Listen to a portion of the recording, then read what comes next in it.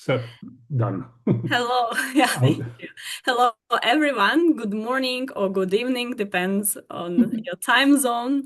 And my name is Hanna Bakunova, and together with Stefan Lederich, we are organizing international interdisciplinary monthly series in Romani studies.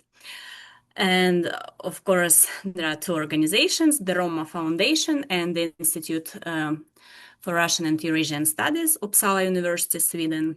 And currently, I'm working also at the University of Alberta, Canada.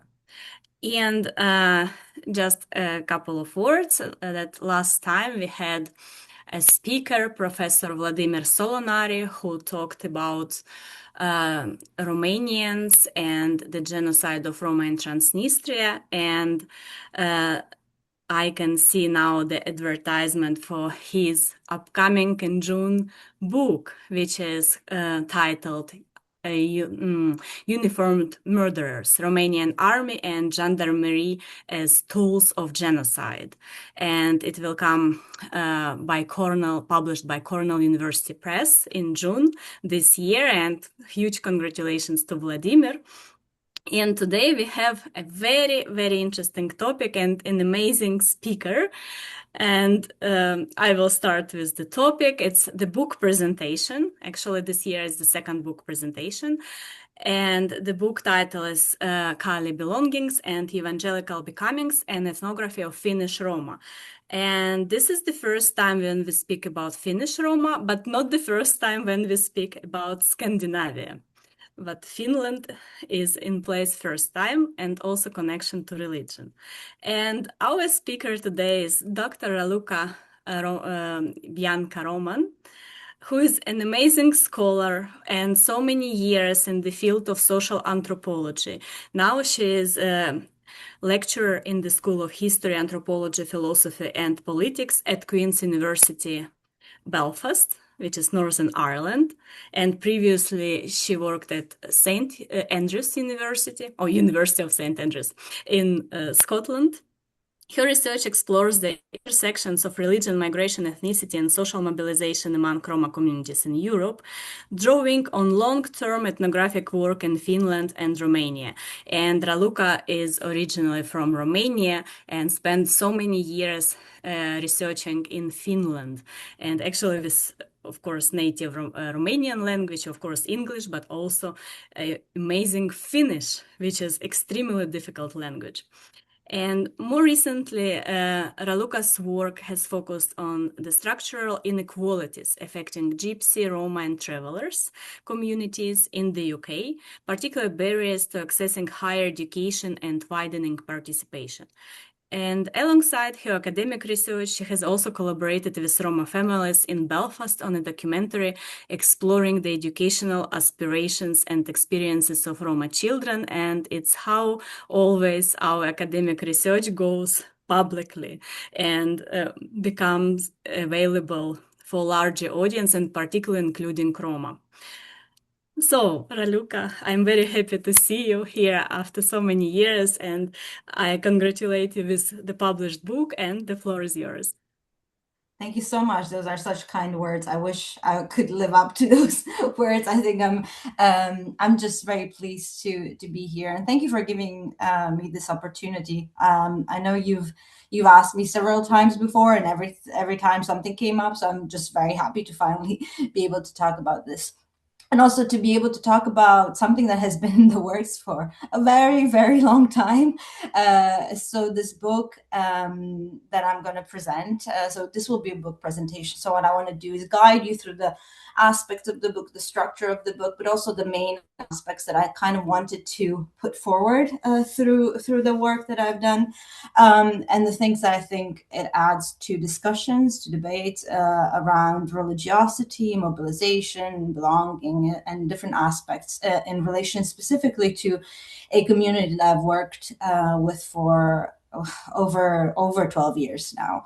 That is a Finnish Roma, Finnish Kaale.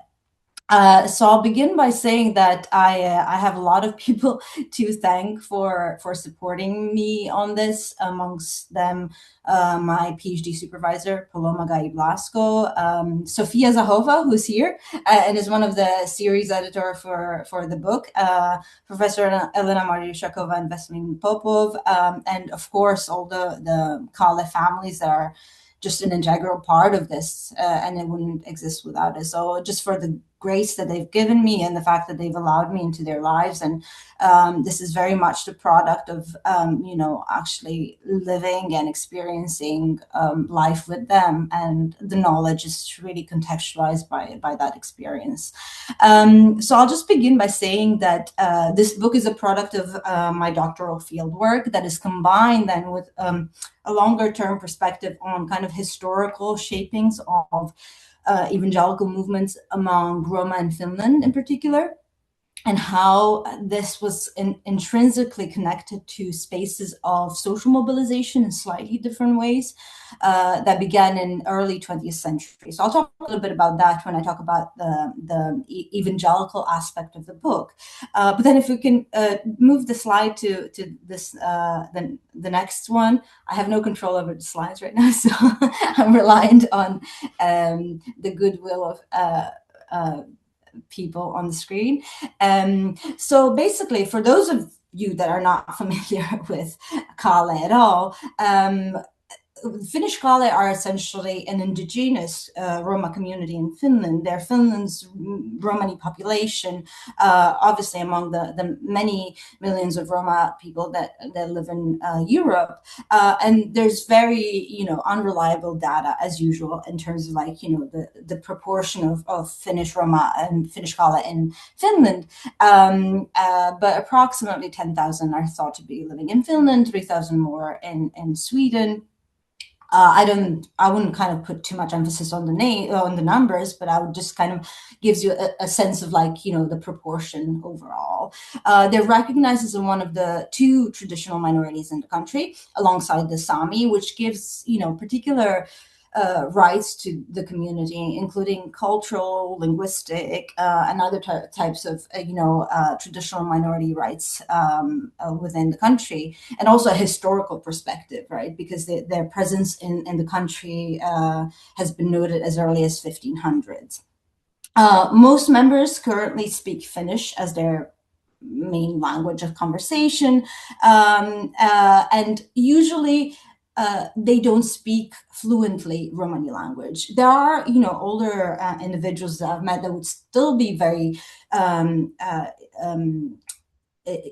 use Romani language within a Finnish dialect of Romani language and have knowledge of it, but the younger generations do not. There's a surge, especially within current climates, to revitalize the language that seems to have been lost over centuries of assimilation. And if there's time in the discussion, we can talk a little bit about that process too.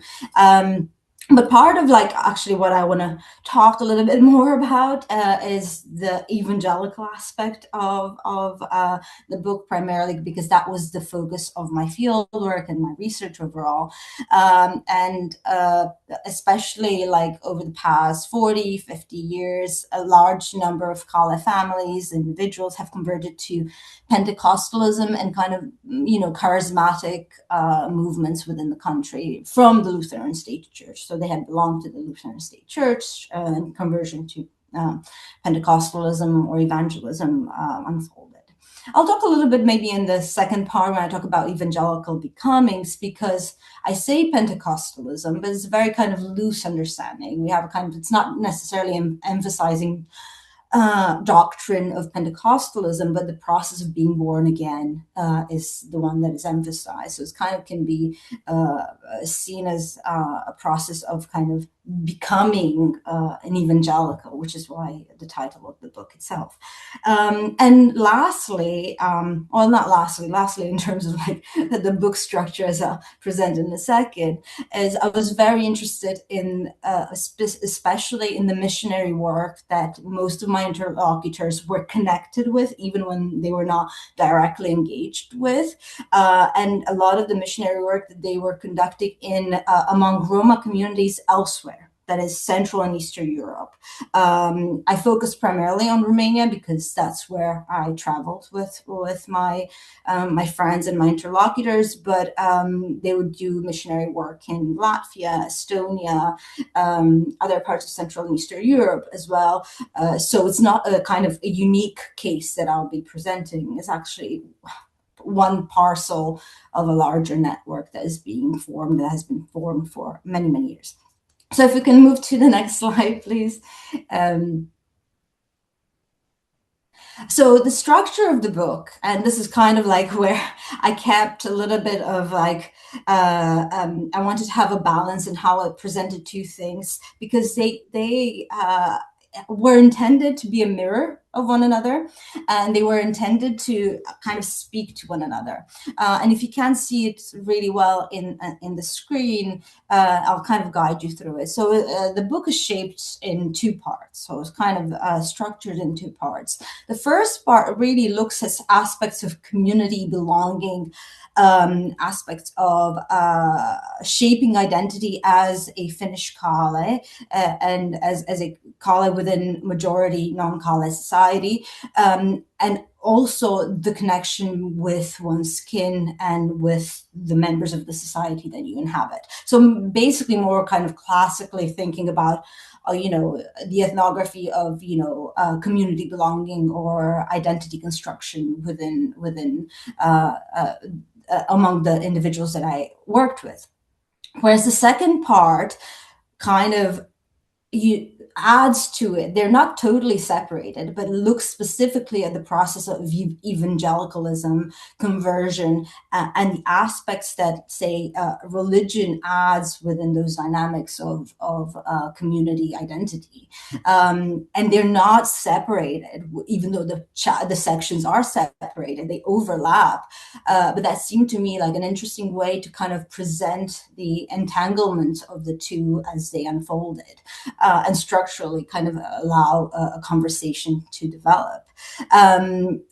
So the reason why I kept a structure that seems to be sort of uniform is also because it kind of it contradicts itself in some ways, because individuals are not just one thing or another at different times or places, but also allows to kind of go in depth into particular aspects of the book. So, for example, in the prelude, when I talk about this idea of like imagined past, or not even embodied past, is about kind of how Finnish Kaale individuals that I met, that were primarily evangelical Pentecostal, connected to their sense of Finnish identity, which was so important when talking to really all of the members of the community that I knew. Finnish identity, the fact that they were Finns, first and foremost, not first and foremost, they were, but the Finnishness was such an integral part of how they, talked about their experience of individuals within society, of individuals within communities, and also how they were an integral part of Finnish society as well. And I think sometimes this is kind of like in discussions about marginality, discrimination, aspects of everyday relations that a lot of Roma are faced with, misses out the point that actually Roma have always been central parts of the constructions of the societies in which they live, and actually they've been central to shaping those societies in the same way in which they were central in shaping histories.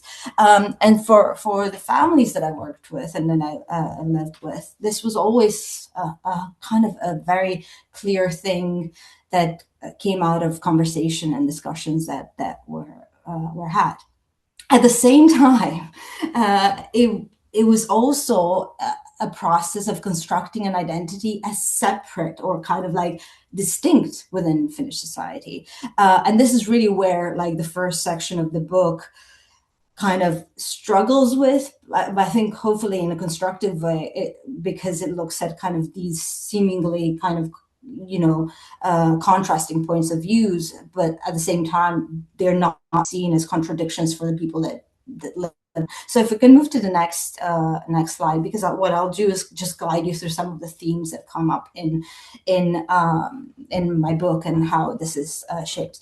So Kaale belongings, the first section of the book, really looks at all the things that I suppose anthropologists are usually interested in exploring, like kinship, identity, notions of culture, cultural construction. But I wanted to do it slightly differently because I wasn't that interested in the kind of straightforward us and them debates about this is how we are and reports to those on the outside, but really also in the contradictions that are embodied in the everyday life. So for instance, the way in which norms are lived by members of the community, but also like adapted and kind of transgressed in different ways. And this was the part of like actually the book that I struggled most with, because I didn't want to fall into the trap of, kind of culture and kind of looking at things through culture.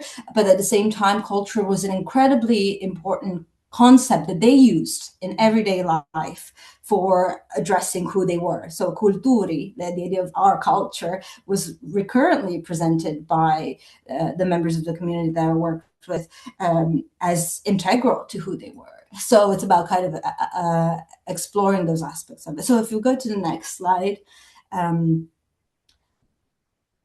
one of this element that kind of emphasized, most of the slides are photos, but are mostly cues for me to introduce you to like aspects of my thinking. One of the most important aspect of everyday kind of experience in Helsinki, where I did most of my field work, was that the lives of the Finnish Kaale that I lived with were never lived separately necessarily from majority society. So unlike, kind of understandings of how Roma live in segregated areas in Romania or other countries in Central and Eastern Europe, or even in Western Europe, Finnish Roma, Finnish Kaale live amongst Finns in the same apartment buildings, in the same areas, and very rare they rarely or hardly ever live in groups together in the same kind of, say, building, for many different reasons. And I would hope you can read the book if you have the chance. If you want to access it, you also can reach out to me. But it's also connected to a process of sedentarization that occurred in Finland in the 1970s, when Finnish Roma were given access to accessible housing in cityscapes in non-segregated areas. So what happened is they became, for lack of a better word, like literally integrated within like the neighborhoods of different neighborhoods of the cities in Finland, primarily in the south, but that's because that's where the majority of Finnish Kaale live. And that also meant that they don't live separated from majority society. And that was important because that meant, that it was a daily occurrence, meant we kind of met neighbors, even though interactions were kind of sort of superficial, they were not detached entirely. And that was something that they also kind of emphasized as important in their own experience. And at the same time, so if we go into the next slide, at the same time, as I mentioned before, this aspect of culture or constructing an identity that is separate or distinct rather than separate to that of majority Finns was incredibly important. And discussion about one's idea of kulttuuri or Kaale culture or Kaale identity or belonging, whatever word we may choose or think about using in different contexts, was so integral to one's shaping of ideas of moral conduct in the world. And click, because I think I have some So amongst these, as you probably noticed in some of the photographs that you've seen, dress norms were incredibly important. So the dress is like such an important part of, you know, one's representation of oneself to the outside, but also to members of one's own community as being, you know, part of the Kaale, Kaale kind of society. And it distinguishes oneself, but it's also an element of pride, and it's an element of, you know, emphasizing one's decision to visualize to others who you are. So taking on the dress is a voluntary act that girls do. There's no kind of particular time frame, around 14, 13, 12, usually when they enter adolescence. And it's a sign that you're taking on the responsibility to maintain your culture as a Kaale woman within a non-Kaale majority society. With that comes a lot of different elements that anthropologists working with Roma have encountered among Roma community as elsewhere as well, like issues of cleanliness and pollution, you know, the representation of the body between the upper body considered pure, the lower body considered polluting, the structuring of the household, for example, in kind of pure and polluted spaces, and, you know, norms about entering or exiting those spaces as well are very important. A distinction between Kaale and Kaye, the name used for non-Kaale, very often Kaye not knowing the norms that are most Kaale would know, all Kaale would know, and also the importance of honor, family allegiance, shame, and respect. So kind of these become key concepts in the configuration of like relations among Kaale. Again, I don't want to go too much into this because each one of these aspects would be like a talk in itself, but I kind of want to guide you through like the process of it. And then if we go to the next slide. So part of it is really like this idea, this kind of structuring of the clean unclean that is visible very often within the structuring of the household, you know, kind of contrary to people's representation of Roma. Kaale households, Roma households are some of the cleanest, most, you know, spotless places I've ever been in. And there are a lot of care is put into that in many, many different ways. And, you know, cleanliness is gradually also becomes connected to ideas of, you know, propriety and honor that manifests not just through yourself, but those around you. And next slide, please. So part of this kind of discussion is actually the interesting notion of silence. And of course, Patrick Williams has written a lot about silence, especially in the case of Manouche in France, in relation to death and dying, and, you know, the silence concerning, you know, those that have passed away. There's a silence connected amongst Kaale, connected to, you know, things that you should not be talking about because they're not improper to talk about, such as anything to do with sexuality, you know, like the birth of a child, pregnancy, any kind of notion of sexuality. There's no, you know, wedding celebrations, for example, among Kaale, public wedding celebrations among Kaale, because that would point to, you know, sexuality having occurred. So most of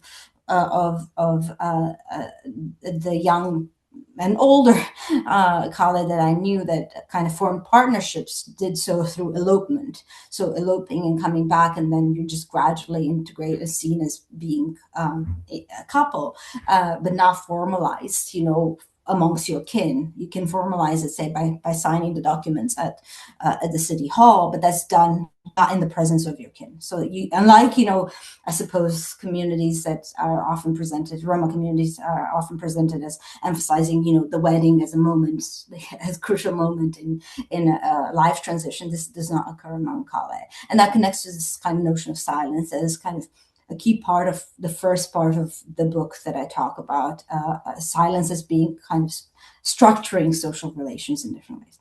Next slide, please. Of course, and this brings us to kind of the fact that generations kind of, again, like generational transitions are important because as you age, you gain more respect and more kind of elements of like, you know, the norms apply less to normatively to you, and then you're the person that other people needs to pay respect to. So kind of like with transitions, generation transitions, a person kind of like becomes more more the one that is being respected than that has to show respect. At the same time, the reason I put this here is that an interesting dynamic that occurs is like with kind of this process of being the person that everybody has to honor and pay respect to and know how to behave in those relationships also comes loneliness and kind of also separation. So a lot of like the older Kaale would I feel isolated or, you know,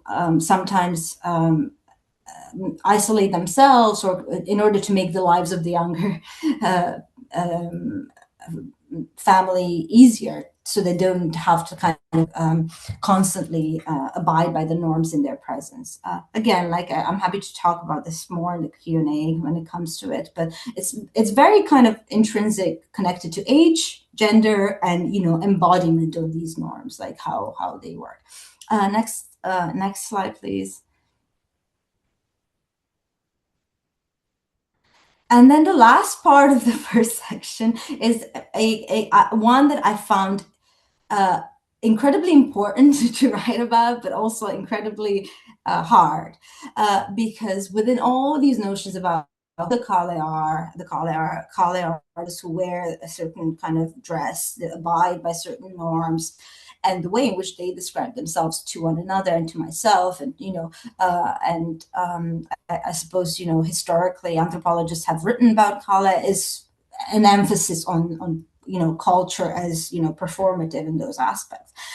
But what happens with those who don't necessarily fit in, right? Those who don't wear the dresses, those who are not abiding by the norms, and those who don't kind of necessarily kind of, you wouldn't necessarily see them as emblematic figures of, you know, Finnish Kaale community. And this chapter in particular struggles with kind of a more the whole book is person-centered in some ways, but this one in particular kind of goes through the narratives of those members, some members of the communities that would not necessarily fit within those aspects. Children that were brought up in children's homes. For instance, there's a beautiful book by Tula Lind, who passed away recently, called Horse Voiced Girl, Kahe Ainen Tyttö, who talks about her experience of, you know, kind of being in between, and also like her experience of being brought up in a Roma children's home in her childhood, and how that impacted her feeling like never really belonging as a member of the Finnish Kaale wholly, and not being recognized as one either, because she didn't wear the dress, she didn't kind of, you know, manifest herself in a similar fashion, she was not, you know, evangelical, so all these aspects of them. And really that what this chapter tries to do is kind of add kind of a contrast, I suppose, to the representation of culture as, you know, all these elements, but and the representation of belonging as being actually quite, you know, obviously complicated, like much like belonging to different nationalities may be complicated in different forms. So this is where it ends in terms of a kind of like looking at community construction and community belonging. And then the second chunk of the book that I've written most about and really talked most about in my, you know, short career, long time, not sure how long my career has been, but concerns the process of evangelical becoming. So if you can move the slide to next. And this is really where what I wanted to do is trace kind of a historical formation of the shaping of Roma religious mobilization in Finland through a look specifically at the experience of people in contemporary Finnish society. So to give you a background, because I think thinking ahistorically is unhelpful. In 1906, an organization called the Finnish Gypsy Mission at the time was formed by a non-Roma, Oskari Jalkio, who set up this organization with the idea of missionizing amongst Roma. And it was incredibly successful. And partly it was incredibly successful because of the mediation and the fact that there were a lot of Roma, members of the organization early on, that kind of became the contact points with members of, at the time, traveling Roma community in Finland. And it kind of developed over time to a point, again, it would take a long time to just give you the whole history of the organization, that, ironically, the critics of the organization in the 1960s and 70s were initially trained and members of the organization in the 1920s and 1930s. It's kind of like a process of forming its own critics.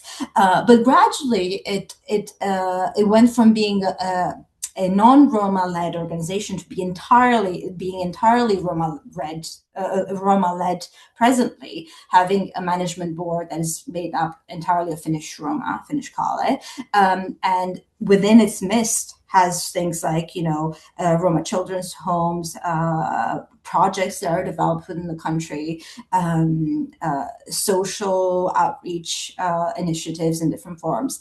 And the reason this is important as a context is it gives you a sense of why social outreach becomes part and parcel of evangelicalism within the Finnish Roma community. So if we go to the next slide, maybe the next one too, because I think we're running in time.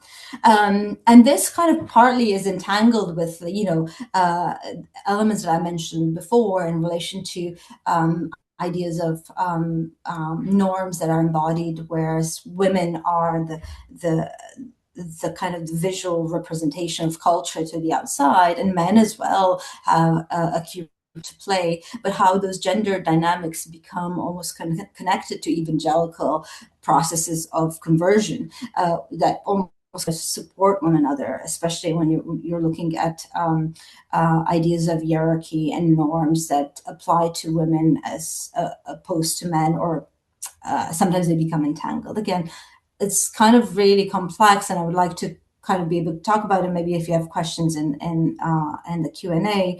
But this is where kind of the discussion of conversion becomes a part of actually looking at continuity, but also discontinuity. So if we go to the next slide.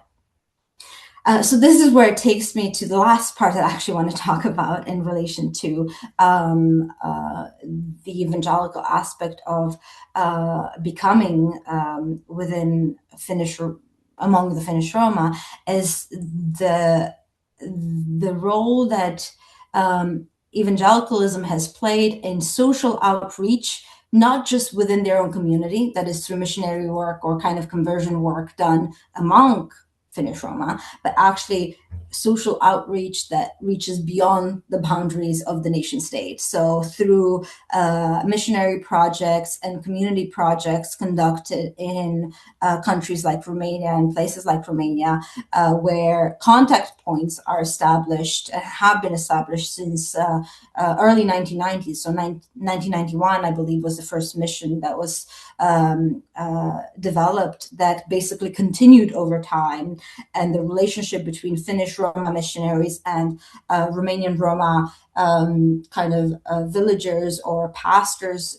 in Romania continued over the period of 2 decades. It's a very long-term relationship that developed, that also kind of brought in interesting dynamics about reflecting on one's own identity, about the practice of evangelicalism, but also about ways of being Pentecostal. So different ways of being Pentecostal. So if we go to the next slide.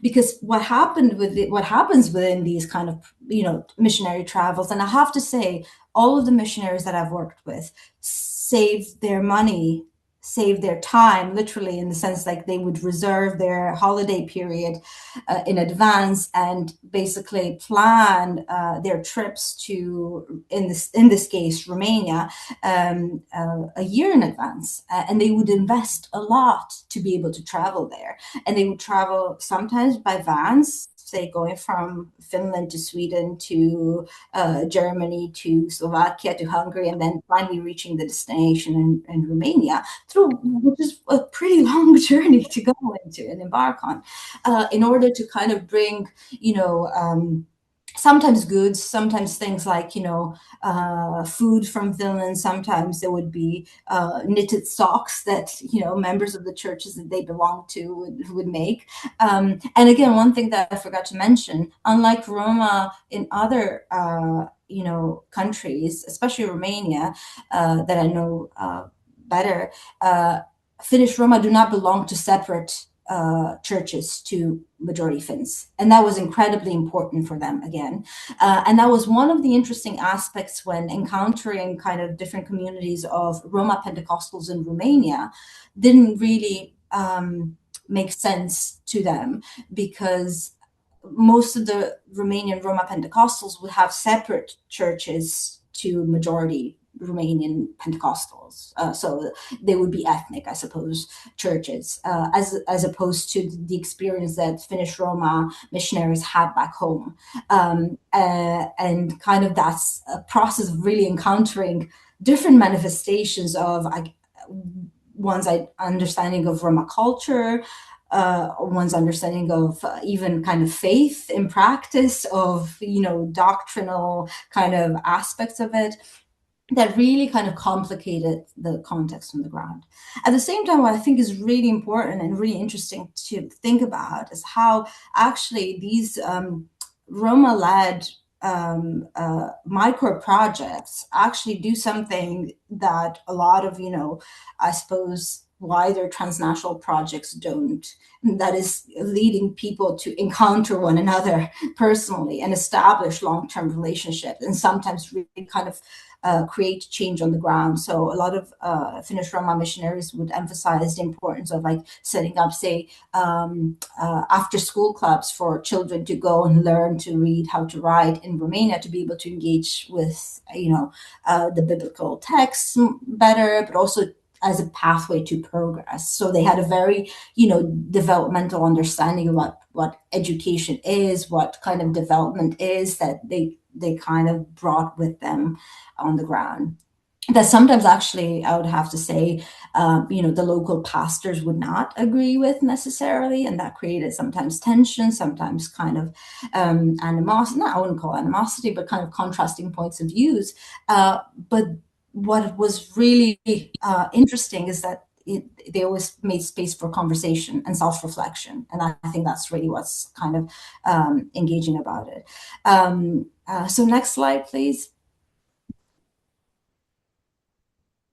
So within these kind of really kind of encounters, you see, I suppose, different elements that come into absolute clear point of view. Is one, how do we define ourselves as, Finnish Roma, through all these elements of how we understand Roma identity and culture to be, and kind of unity in a diversity, but also on the other hand, looking at different processes of being an evangelical or being a believer and being in faith that may be also quite diverse. And actually, diversity is the main key that, I suppose, I was trying to reflect in through all the chapters of my book, is that there's contrasts and contradictions in everything, and I was more interested in those aspects than I was interested in kind of creating a neat picture of this is who the Kaale are, this is what they do, and this is, and this is what religion does and how they convert, and that's kind of it's more complicated than that. So if we go to the last slide, I think it's the last slide. So I suppose where I wanted to kind of get to is I mentioned silence is really kind of being central in configuring those everyday dynamics at a kind of intra-community level, but it's also about voicing out kind of reaching out. And I think the interesting dynamics that come through looking at what, say, for example, evangelicalism or evangelical movements do in relation to believer Roma's self-identification as being in faith is also a need to kind of go beyond yourself in different ways. And sometimes that may mean, you reach out to members of the majority society, or sometimes it means that you reach out to other Roma from other countries. And what they do in that process, it leads to kind of these processes of encounters and challenges assumptions that even sometimes they may have had. So as an example of this, for instance, like a lot of the missionaries. So Chris was Excuse talking me, to could you please Ryan at the mute start. yourself? Stefan can. We're big watch. So I suppose a lot of these processes of kind of reaching out kind of are also a process of self-reflection and kind of encounters. And I think what I was going to say is like a lot of the missionaries that I worked with were always kind of questioning whether what they were doing was the right way of doing it, how it needed to be adapted to local context, how it needed to be kind of reflexive of what local needs may be. So it wasn't like a straightforward here, bam, bam, and this is kind of how it works. It was kind of like in flux. And I think that's really what kind of is reflexive about what things like, being in faith or kind of reflection of being in faith does is also self-reflection, and that kind of translates outwards. And there were a lot of aspects that I actually did not cover in my book, a lot, and I'm very well aware of that. But I can talk about it in the Q&A if like people have any questions about it. Thank you so much. And I'm sure other aspects you will cover in the next book. Thank you so much for this presentation. Who has questions or comments? You're welcome to ask or comment. I have, as usual, and Sophia has. Okay, we will start with Sophia.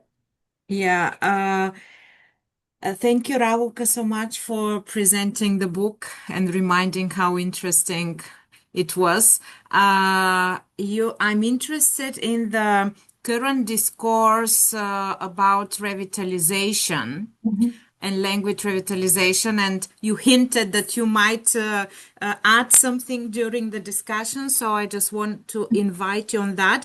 And probably as a part of that, or rather related to that, is we are now currently working on mapping Romani educational materials in the Nordic countries, a project funded by Nord Plus. And one thing that it's a very preliminary phase, we are just starting, but one thing that we have heard from a Finnish, so-called Finnish Roma in Sweden is that they don't find, for instance, materials produced in Finland suitable for use in Finland, in Sweden, which sort of surprised me because I would, expect that some materials produced there that are much more in numbers and in variety would be a sort of adopted or being able to use in Sweden.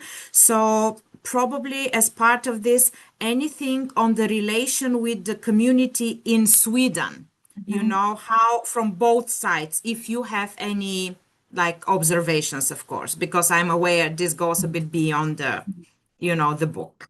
Thank you. Thank you. Thank you so much.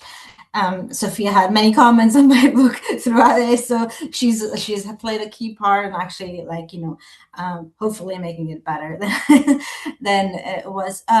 So about language, I'm not an expert in that, so I can give you anecdotal kind of like experiences. So there's been push for revitalization for many years in the Finnish context, for many reasons, right? One is like just actually a practical one, that language dies. A lot of parts of I suppose I wouldn't want to say identity, but like it's a kind of it's a big process if something disappears, and especially because it's mostly the older Finnish Roma that would have fluency or kind of ability to speak in Finnish.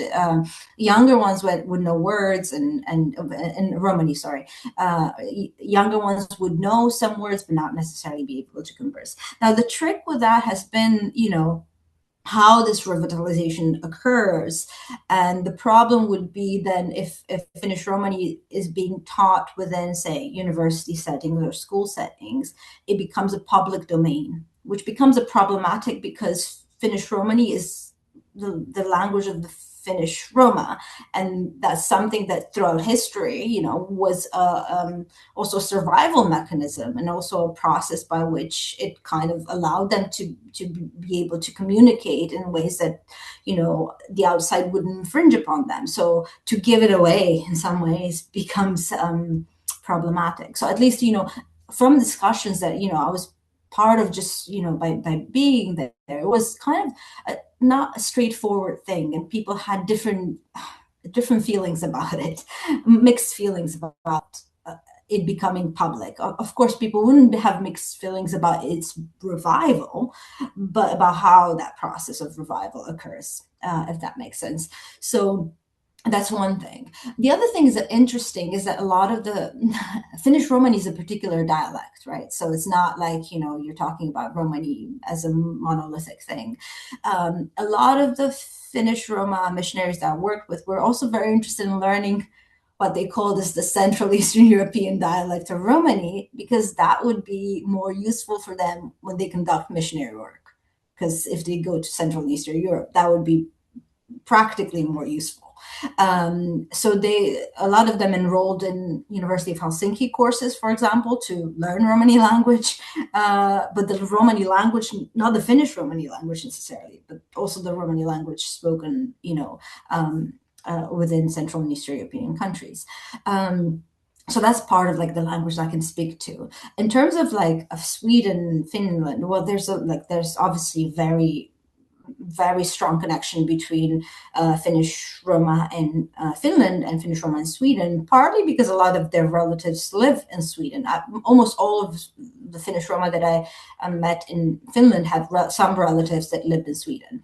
And for example, from the missionary projects in the work, some started off in Sweden, then brought people from Finland. So it was not a separation. Of course, the experience is slightly different. If you've lived in Sweden your entire life, and Swedish is your first language, and then Finnish, and then but at least from the families that I knew and what I've known from the context in which I was, there was always a connection, because they would come home being Finland over the summer, and they would travel between Sweden and Finland quite a lot, because relatives were there, and relatives are very important, and maintaining that connection is important. But that's what I can say about it. It's like, while I didn't directly work with Finnish Roma living in Sweden, I met them over summer times, and they would always intersect. So it's not a separation. It's not like you're talking about separate communities. You're talking sometimes about same families, that some, have moved to Sweden and some live in Finland still. Thank you. More questions? Maybe I will ask then. I have several, but I will ask too. Okay, you talked about this interconnection between Finland and Sweden as a neighbor and intercultural perception. What about Russia? What is the attitude of a Finnish Kaale to Russia, and if they have Russian relatives, and what is the situation? It's first question. And second, it's about the religion. In your book, it's written that some Roma didn't come immediately to Pentecostal evangelical belief, but they tried to be Jehovah's Witnesses and some other beliefs. So why particularly they eventually choose Lutheran Pentecostal denomination, and also how it interferes with internal Romani beliefs? Okay, interesting. So the Russian part, interesting. Well, I suppose I can't speak right now because the situation may have changed over the past few years. But I suppose a historical connection has always been there, and especially when you're looking at particular regions in Finland, like Karelia, that was always sort of in between different parts. So it's not a total separation, but it wasn't anything that people necessarily thought about on a daily basis. It didn't come up as a kind of an integral part. I think it may be different if I spoke to families from, specifically Karelia region at the border, because then they may have like relatives across borders, but not from the ones that I met and I worked with. So it's kind of slightly different. So I don't really know enough to be able to say anything concretely about it. But it's a very interesting question, and would be kind of, especially kind of in the current context, it would be interesting to explore. The second part, so Pentecostalism, I suppose, if you look at the role of evangelical movements everywhere, has a officially non-hierarchical view of what your connection to God and your connection to spirituality that is not mediated by an authority like a priest that kind of becomes a mediating point between yourself and sacraments in different forms. It also kind of has historically been more welcoming of, minority groups more broadly and ethnic minorities, and actually, again, for lack of a better word, targeted minorities as kind of an outreach process. This kind of combination of things made Pentecostalism a space that felt safe in different ways, because you became in charge of your own kind of salvation, because it's the work that you have to do through yourself and through the people that are around you. It's not through sacraments or through things that kind of somebody else that may or may not give it to you because they believe that you're not member. They have their different processes by which you become better. You become better because you internalize those dynamics. You internalize what you do for yourself, and what that does with, I suppose, ideas of internal kind of right norms, it changes things for sure. So for instance, this idea of like kind of the type of music that you listen to, a lot of discussion about, Roma converting to evangelical movements more broadly talks about, like, these processes of, abandoning alcohol use, drug use, all these kind of things that are worldly are seen as not acceptable, and therefore like are processes by which you need to detach yourself from, and reshape somewhat also relationships, within kind of partnerships, because, if practically, if men give up alcohol and any kind of other types of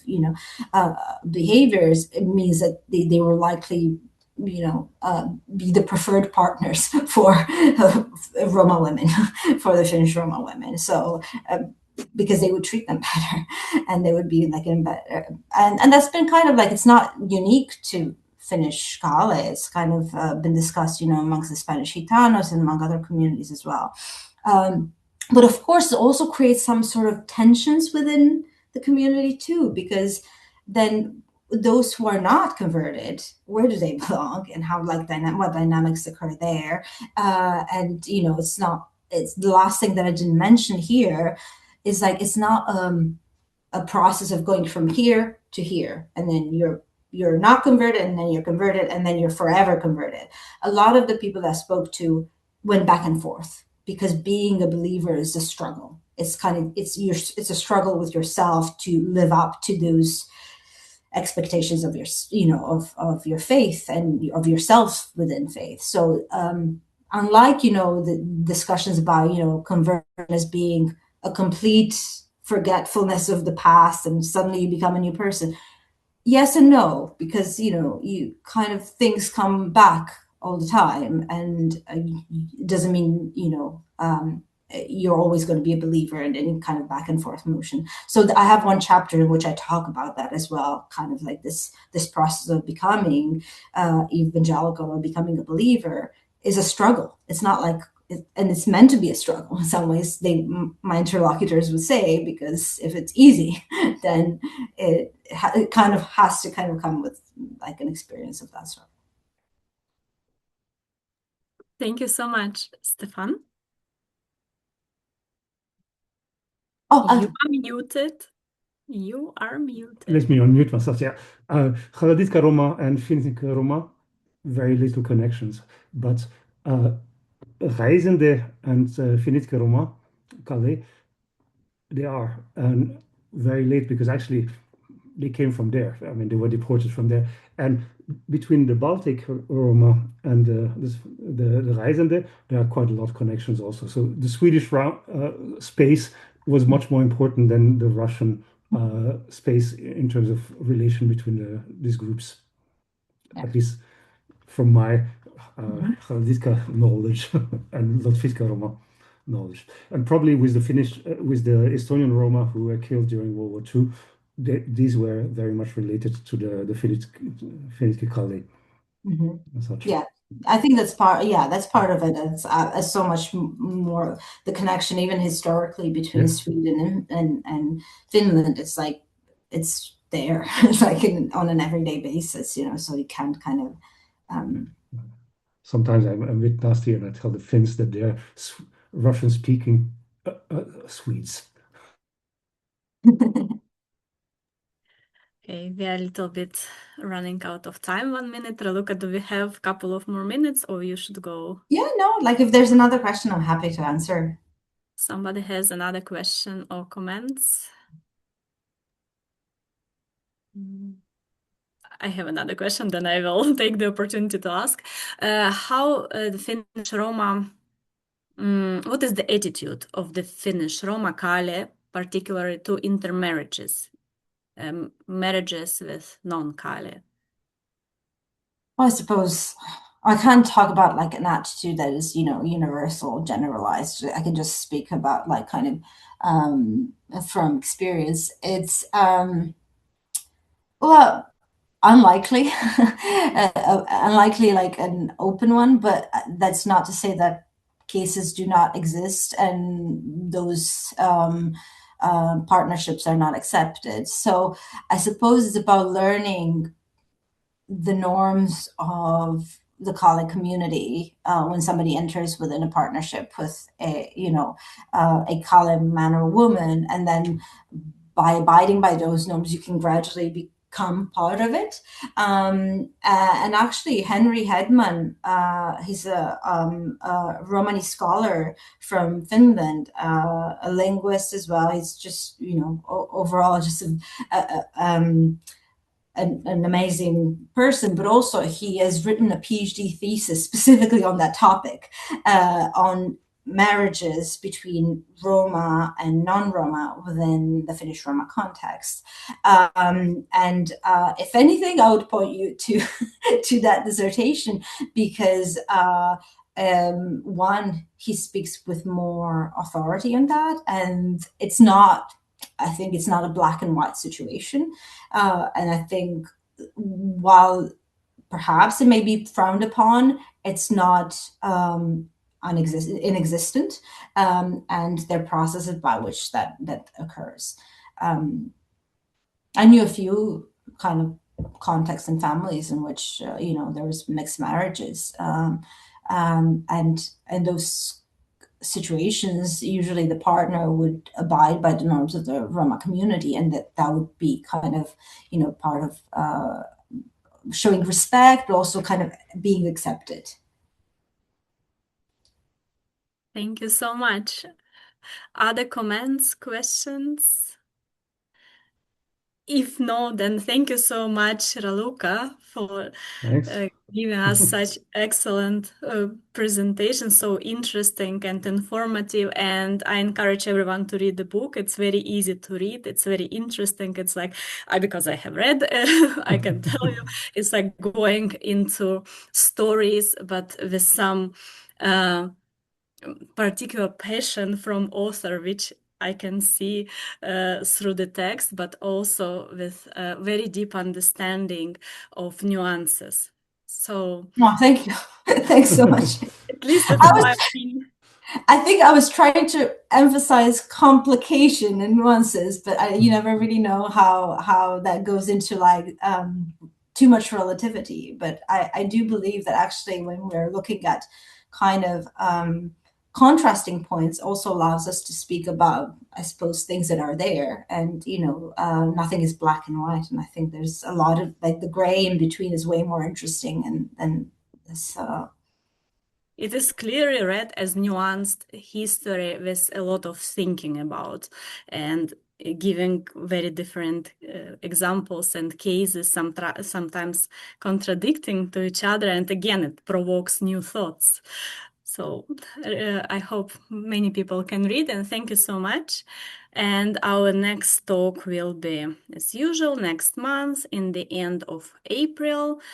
That it's April 29th, the same time, 6 p.m. Central European Time. As usual, I will send you emails and reminder. And again, Raluca, thank you. And thank you, everyone, for coming. Thank you, Hannah, and Thank thank you, you.